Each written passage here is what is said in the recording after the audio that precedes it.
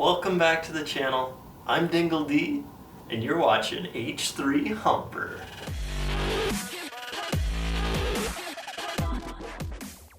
Hummer H3 intake manifold. Today I'll be showing you how I replaced the intake manifold gaskets on my 5-cylinder H3. Let's start by removing the intake tubing, the throttle body harness connector, evap line, the throttle body, the map sensor connector, the PCV hose, the serpentine belt, the alternator mounting bolts, and finally the intake manifold itself.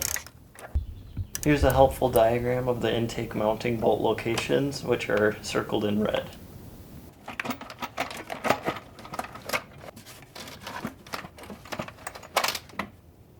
With the intake manifold out, I'll go ahead and remove the old gaskets and then clean that surface really well with some alcohol.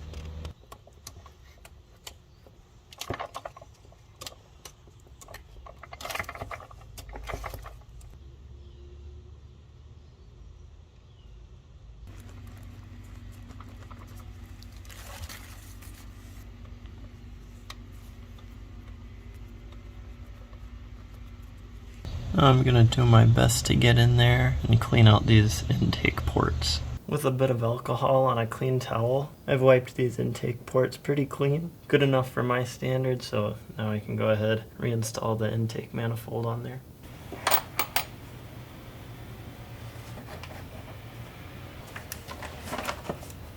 The manual says to start with the innermost mounting bolts and work out. So I'll tighten from inside out and torque to 89 inch-pounds. And then I'll go ahead and replace this throttle body gasket. Got that nice fresh throttle body gasket on there. And with a nice clean throttle body, tighten these throttle body mounting bolts to 89 inch-pounds. And reconnect the throttle control module harness. Evap line. Reinstall the intake tubing. And reconnect the PCV hose.